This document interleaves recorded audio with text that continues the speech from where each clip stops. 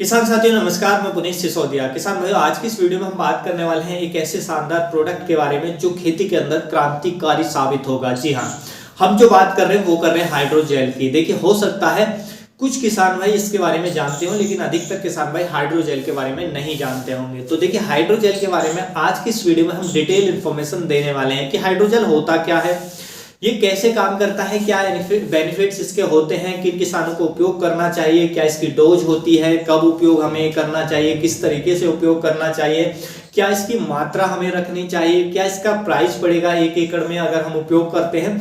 तो इसके बारे में डिटेल में हम समझने वाले हैं। तो वीडियो काफी इंफॉर्मेटिव होगा। वीडियो अच्छा लगे लाइक कीजिएगा, ज्यादा से ज्यादा फार्मर के साथ इसे शेयर कीजिएगा ताकि उन तक भी जानकारी पहुंच सके। तो चलिए जानते हैं हाइड्रोजेल के बारे में डिटेल में इस वीडियो में। सबसे पहले हम समझते हैं कि हाइड्रोजेल होता क्या है। तो देखिए, हाइड्रोजेल किसी भी एक ऐसे कंपाउंड को कहते हैं जो अपने वजन से 30 गुना अधिक पानी को अपने अंदर सोख सकता हो, यानी कि जितना भी उसका वजन हो उससे कम से कम 35 गुना, 30 से 35 गुना अधिक पानी को वो अपने अंदर सोख सके। ऐसे किसी भी कंपाउंड को, ऐसे किसी भी पदार्थ को हम हाइड्रोजेल कहते हैं। अब देखिए, हाइड्रोजेल की जो क्षमता होती है वो 35 से लेके 400 गुना तक होती है, यानी कि अलग अलग जो हाइड्रोजेल हैं उनकी क्वालिटी अलग अलग होती है, अलग अलग चीजों से बनाए जाते हैं। तो उनकी जो क्षमता है 400 गुना तक है मैक्सिमम, यानी कि मिनिमम 35 गुना। मैक्सिमम हाइड्रोजेल ऐसे भी आते हैं जो अपने अंदर अपने वजन के 400 गुना, अपने वजन से 400 गुना अधिक पानी को अपने अंदर वो सोख सकते हैं। तो अब आप समझ सकते हैं कि हाइड्रोजन कितने ज्यादा पानी को अपने अंदर सोखने की क्षमता रखता है। तो ऐसे किसी भी पदार्थ को, कंपाउंड को हम हाइड्रोजन कहते हैं। अब देखिए, हाइड्रोजन बहुत सारी कंपनियां बनाती हैं। हाइड्रोजन 3 तरीके के पाए जाते हैं, ये भी आपको समझना चाहिए। एक तो होते हैं नेचुरल यानी कि जो प्राकृतिक पाए जाते हैं वो उनको हम नेचुरल हाइड्रोजेल कहते हैं। दूसरे होते हैं केमिकल यानी कि सिंथेटिक हाइड्रोजेल। सिंथेटिक यानी कि जो कंपनियां केमिकल की सहायता से लैबों में तैयार करती हैं तो उनको हम कहते हैं सिंथेटिक हाइड्रोजेल। तीसरे जो होते हैं वो होते हैं semi synthetic hydrogel. Semi synthetic यानी कि वो कुछ नेचुरल चीजों से बने होते हैं, कुछ केमिकल से मिलकर बने होते हैं। तो नेचुरल और सिंथेटिक यानी कि केमिकल दोनों का कॉम्बिनेशन जो होता है हाइड्रोजेल में, उसको हम कहते हैं सेमी सिंथेटिक हाइड्रोजेल। इस तरीके से 3 तरीके के हाइड्रोजेल पाए जाते हैं।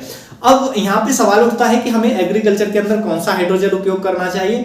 तो देखिए, सबसे पहले अच्छा तो वही रहेगा कि नेचुरल हाइड्रोजेल का आपको उपयोग करना चाहिए। जो केमिकल है वह, हालांकि जो हाइड्रोजेल है वो कोई भी नुकसान नहीं करते हैं, चाहे केमिकल हो कुछ भी, क्योंकि वो आसानी से जब हम इनको मिट्टी में उपयोग करते हैं तो कुछ समय बाद ये पूरे विघटित हो जाते हैं, यानी कि ये जो है डिकम्पोज होकर के मिट्टी में मिल जाते हैं पूरी तरीके से। तो इसलिए हमारी मिट्टी को दूषित नहीं करते। लेकिन फिर भी जो नेचुरल हाइड्रोजेल है वो काफी बेनिफिशियल होते हैं। नेचुरल में कौन से होते हैं हम वो आपको नेक्स्ट वीडियो में बताएंगे। देखिए, जो हाइड्रोजेल है उसको अलग अलग कंपनियां बनाती हैं। जैसे हम बात करें एक ब्रांड की तो यूपीएल कंपनी का आता है जेबा के नाम से, और भी बहुत सारी कंपनियां बनाती हैं हाइड्रोजेल जो बहुत ही बेनिफिशियल है हमारे एग्रीकल्चर के अंदर। देखिए, अब समझते हैं कि ठीक है, ये अपने वजन से 35 से लेके सबकी अलग अलग क्षमता होती है, उसी प्राइस से मिलते हैं कि मैक्सिमम 400 गुना तक पानी को अपने अंदर सोखने की क्षमता रखता है। उस कंपाउंड को हम हाइड्रोजन कहते हैं।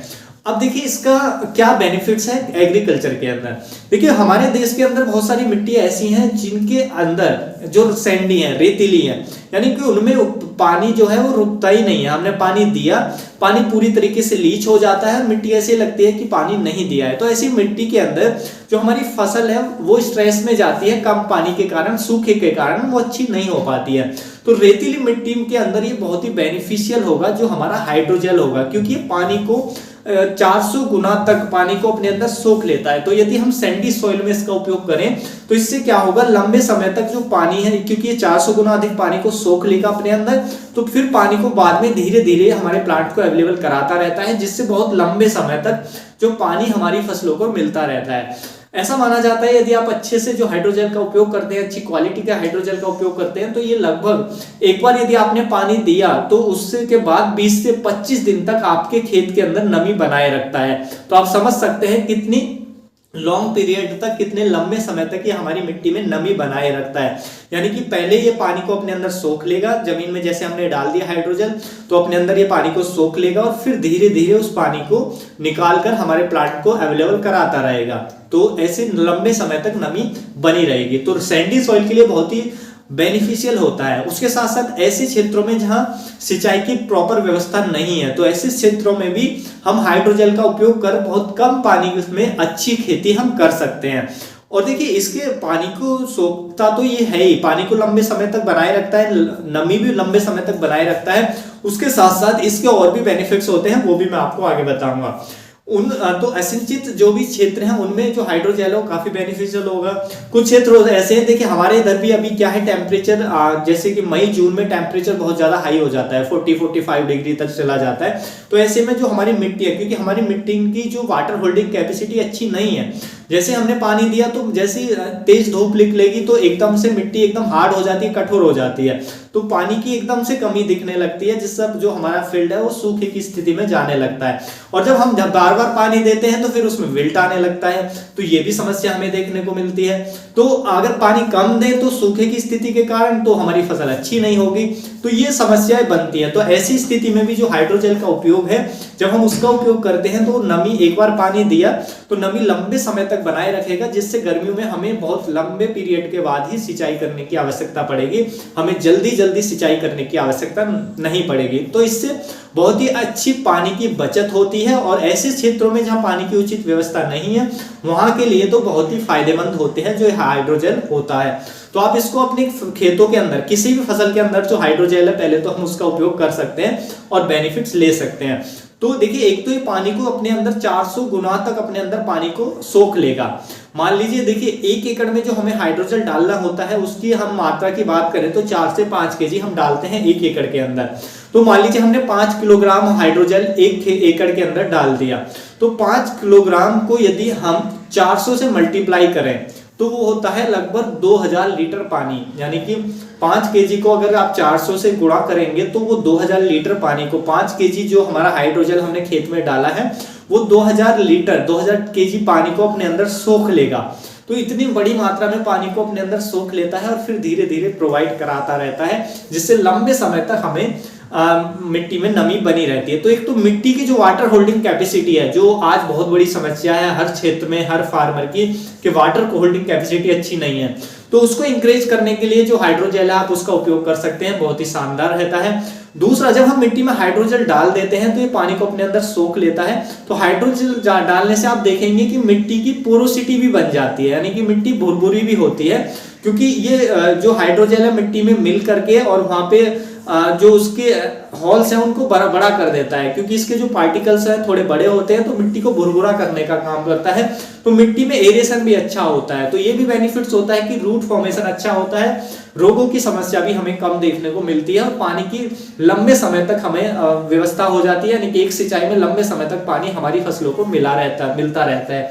तो हाइड्रोजेल हर फसल के लिए बहुत ही बेनिफिशियल है, और स्पेशली ऐसे क्षेत्रों में जहां सिंचाई की प्रॉपर व्यवस्था ना हो। उसके साथ साथ देखिए जैसे हमने यूरिया डालते हैं अपने खेतों के अंदर, तो यूरिया क्या काम करता है, पानी के अंदर घुल करके वो लीच हो जाता है। तो देखिए अब जब आपने हाइड्रोजेल खेत में डाला हुआ है तो ये क्या काम करेगा कि आपने जैसे यूरिया डाला तो यूरिया पानी के अंदर घुलेगा, तो हाइड्रोजेल उसी पानी को अपने अंदर सोख लेगा। तो इससे जो नाइट्रोजन की लीचिंग है, जो यूरिया की लीचिंग होती है, वो भी रुक जाएगी। तो वो हाइड्रोजन के अंदर आ जाएगा वो पानी, वो सॉल्यूशन, और धीरे धीरे वो हमारे प्लांट को अवेलेबल कराता रहेगा, जिससे प्लांट को पानी के साथ साथ न्यूट्रिशन मिलता रहता है लंबे समय तक, और हमारी जो फसल है वो बहुत अच्छी हमें देखने को मिलती है। तो हाइड्रोजन बहुत ही बेनिफिशियल है किसानों के लिए, तो आप इसका उपयोग कर सकते हैं। हाइड्रोजन जैसे मैंने बताया नेचुरल आते हैं, तो नेचुरल के बारे में एक नेक्स्ट वीडियो में मैं आपको बताऊंगा बहुत ही शानदार नेचुरल हाइड्रोजेल के बारे में, जिसको आप किसी भी पंसारी की दुकान से परचेज करके उपयोग कर सकते हैं। तो कैसे उपयोग करना है वो सब जानेंगे। लेकिन कुछ कंपनियां भी हाइड्रोजेल बनाती हैं, जैसे हम यूपीएल का आता है एक जेवा के नाम से, तो वो भी एक हाइड्रोजेल है, और भी अलग अलग कंपनियां बनाती हैं, तो आप वो भी ले सकते हैं। या सबसे अच्छा जो मैं नेचुरल बताऊंगा आप वो उपयोग करेंगे नेक्स्ट वीडियो में, वो आपको बहुत ही अच्छे रिजल्ट देगा, और कोई भी किसान आप इसका उपयोग करेंगे जो नेचुरल है, कोई दुष्परिणाम नहीं होंगे और बहुत फायदेमंद आपके लिए हो सकता है। तो देखिए हाइड्रोजेल की मात्रा हमें कितनी रखनी चाहिए, तो देखिए हाइड्रोजेल की मात्रा डिपेंड करती है कि वो कितने पानी को अपने अंदर सोख सकता है, यानी कि उसके पानी सोखने की कैपेसिटी क्या है। जैसे मैंने बताया कि कुछ की होती है 35, हम हाइड्रोजेल उसको कहते हैं जो 35 गुना अपने वजन से पानी को अपने अंदर सोख सके, लेकिन वो 400 गुना तक भी जाता है। तो उसके हिसाब से हम अगर हम एक अगर आप अच्छा हाइड्रोजन ले रहे हैं जो अपने 400 गुना 200 गुना अधिक पानी को अपने अंदर सोख सकता है, तो हम 5 केजी तक उसको 1 एकड़ के अंदर डाल सकते हैं। यानी कि 1 एकड़ खेत में 5 केजी, या आप जिस कंपनी का ला रहे हैं उसकी अलग अलग अपनी डोज होगी, तो उसी हिसाब से आपको डालना पड़ेगा 1 एकड़ के अंदर। डालना कब है कि आप उसको देखिए, जो भी हमारा आप हाइड्रोजन ला रहे हैं उसको गोबर की खाद में मिक्स करें और अंतिम जुताई के समय उसको डाल करके और बिखेर दें, या आप बेड प्रिपरेशन करते हैं, बेडों पर आप सब्जी वर्गीय खेती सब्जी वर्गीय फसलें लगाते हैं, तो सबसे अच्छा रहेगा बेडों में डाल दें। तो जब बेडों में डालकर आप उसको मिक्स कर देंगे तो वहीं पर क्या होगा कि वहीं पे हमारे प्लांट्स की रूट रहेंगी और हाइड्रोजन भी वहीं रहेगा, वहीं वो पानी को सोखेगा, जिससे इजीली हमारे प्लांट को जो पानी है लंबे समय तक अवेलेबल होता रहेगा, और मिट्टी भी हमारी वहाँ की पोरोसिटी रहेगी, उसमें एरेशन अच्छा होगा और फसलों की जड़ों का विकास भी अच्छा होगा, जिससे हमें बेनिफिट्स देखने को मिलेगा। तो आप इस तरीके से उपयोग कर सकते हैं। यदि हम इसकी कीमत की बात करें तो देखिए हाइड्रोजन की कीमत अलग अलग होती है, अलग अलग कंपनियों की है, और उसकी कैपेसिटी के हिसाब से भी जो कीमत है वो अलग अलग होती है।